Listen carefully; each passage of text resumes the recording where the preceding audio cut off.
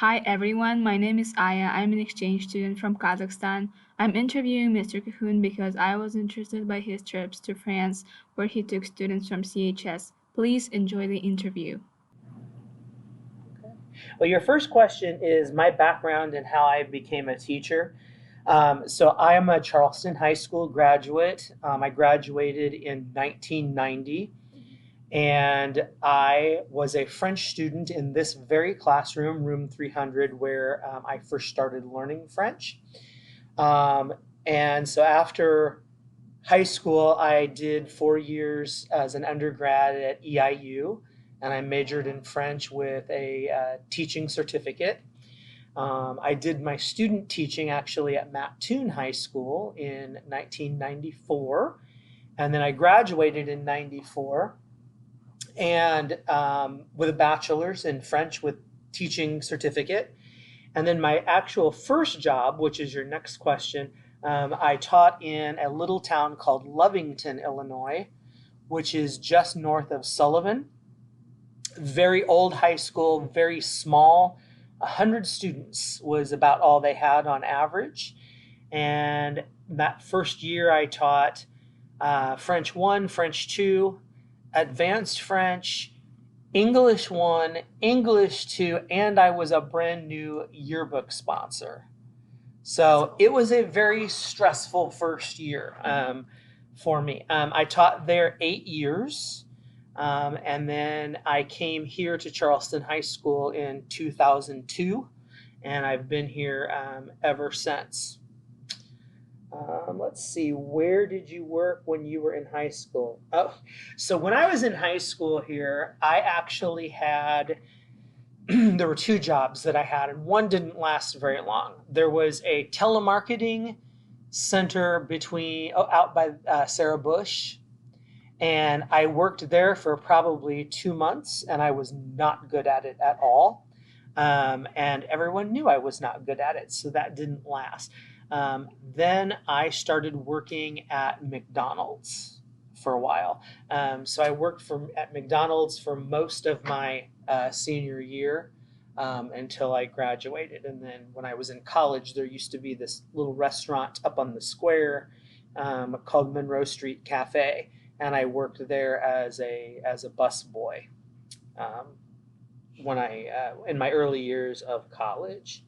I studied, like I said, at EIU, and I have 2 degrees from EIU: the undergraduate degree in French, and then in the mid 2000s, I got my master's degree from there in educational administration. So I am technically qualified to be an administrator, a principal, or an assistant principal, and obviously that's something that I'm really not terribly interested in. Oh, okay. But I have the degree. Trips to France. So everyone always asks me, how many times have you been to France? And I would say over 20, but I'm not sure exactly how many. And a lot of those visits to France have actually been leading students on student tours. Probably most of my trips have been leading students. So we went anywhere from 9 or 10 days to as many as 18 days, and we would sometimes go just to France. Sometimes we would go combine with the Spanish department and go to Spain and France, and then usually one other country as well. So most of my time there has been on educational tours. Why did I decide to do them? The trips to France? Mm-hmm. I wanted to share my love of travel, of the country of France, with my students, because I always felt that when you show them pictures of things in the classroom, it's completely different from when they see them with their own eyes. Mm-hmm, that's true. And it's also much more powerful when they get to use the language that they're learning in the classroom in a real life setting.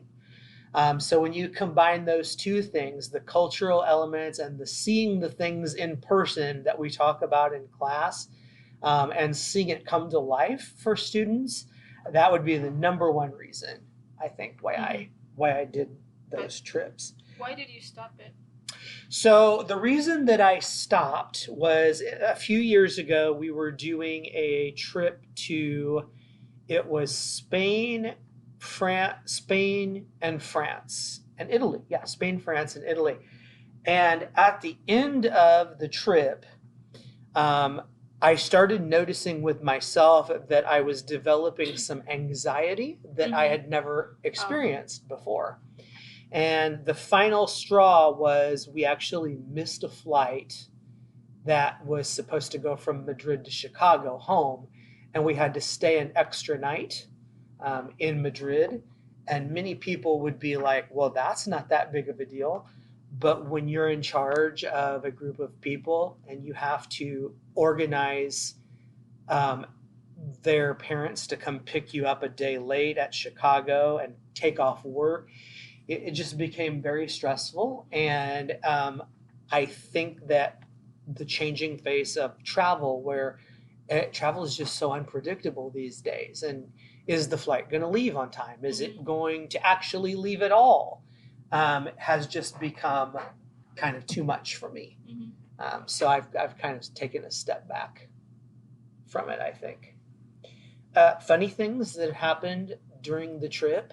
Well, I don't know if this is funny or not, but actually wasn't funny at the time, but the thing that jumps out at me the most was I was on a trip once when I taught at Lovington, and there was a young man in another group that we were grouped with, and he had an accident. He actually had a door slammed on his finger, and it took the tip of his finger off.